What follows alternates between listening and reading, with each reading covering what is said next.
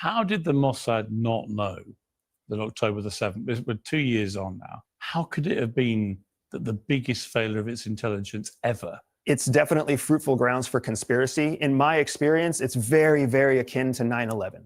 And I think when people make comparisons of October 7th to 9/11 here in the United States, or in the United States, when they make those comparisons, there are areas that don't line up, but there are areas that absolutely do line up. The same thing is true about October 7th. It was avoidable. It was preventable. How did the Mossad fail in such a catastrophic way on October 7th? Take a look at this clip over here where Piers Morgan interviews a former CIA agent who gives some insight that clarifies what went on that dreaded day. So let's watch this clip together and then talk about it. But first, hit that subscribe button over there in the corner. We'd love to stay in touch. Check this out. Who right now has the best spies in the world? Which country?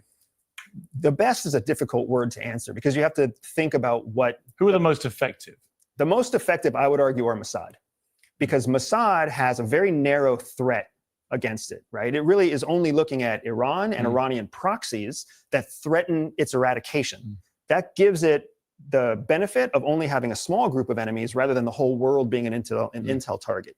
It also justifies their very aggressive, very innovative actions all over the region because they're fighting for their literal survival. Whereas the United States, as the largest economy, everybody's an enemy. And there's a whole lot of intel that we need to collect. So it makes us less effective compared to Mossad. How did the Mossad not know that October the 7th, we're 2 years on now, how did it not know, given how obviously brilliantly expert it is at intelligence? How could it have been that the biggest failure of its intelligence ever happened right on its doorstep? It's definitely fruitful grounds for conspiracy. In my experience, it's very, very akin to 9/11. And I think when people make comparisons of October 7th to 9/11 here in the United States, or in the United States, when they make those comparisons, there are areas that don't line up, but there are areas that absolutely do line up. And the reason 9/11 happened in both classified and unclassified channels is because of a lack of coordination and communication that would have prevented the attack. I think we see even now, again, in public information, the same thing is true about October 7th. It was avoidable, it was preventable. But for whatever reason, the different groups that were involved, because imagine you had the Mossad collecting foreign intel, you had Shin Bet managing internal security, and then you had the actual military controlling the border.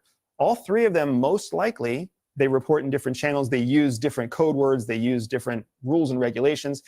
You can see it becoming a bureaucratic kerfluffle that a more nimble enemy could take advantage of. The bit I don't understand is that Hamas seems to have spent 20 years building one of the biggest tunnel networks in the whole region, by far the biggest probably. And the Mossad either didn't know or didn't understand what they may be planning and why they needed to do this. I mean, again, they can take out 3,000 guys from Hezbollah with pages that they've worked on for years. They can surgically strike into Iran with its nuclear scientists and nuclear sites and so on with incredible precision. But they didn't work out that if you're building hundreds of miles of underground tunnels, that there may be something going on here. One of the challenges in any kind of intelligence assessment is prioritization of threats, and then also understanding the potential or probable timing of an attack. For all we know, Mossad had an assessment that there was going to be some pivotal attack on the 18th of October. Or maybe they had an evidence or an assessment that said it would happen on the 3rd of October. And it didn't happen. And it didn't happen. We don't know exactly what they were looking at. All we know is what happened on October 7th. The building of tunnels has lots of explanations.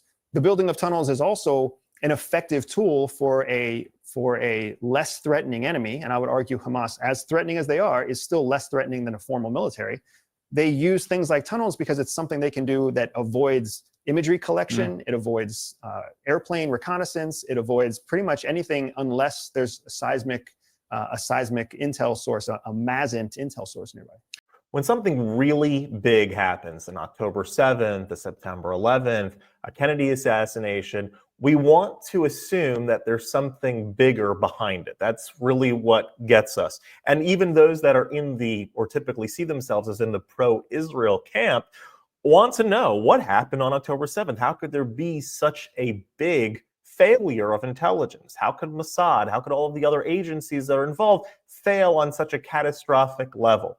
And so certainly that question should be addressed, and that's something that will be, I assume, investigated after the war is fully over. But in the meantime, before we jump to any sort of conspiratorial or malicious intent, I think it would behoove us to take a look at two simple tools, at least from the get-go. Before the investigation is beginning and concluded, we need to at least take a step back and examine Occam's razor and Hanlon's razor. Occam's razor says that the simplest explanation is usually the right one. Hanlon's razor says never attribute to malice what could just as easily be explained by oversight and human fault, human limits.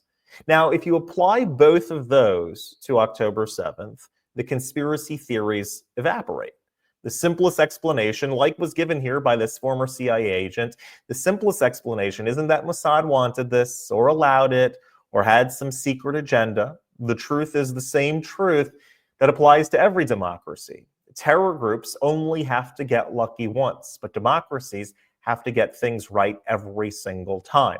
And what that means is that a terror group, let's say there are 50 attempts thwarted this year, but if the 51st one is successful, that's the one that we all know and we all talk about.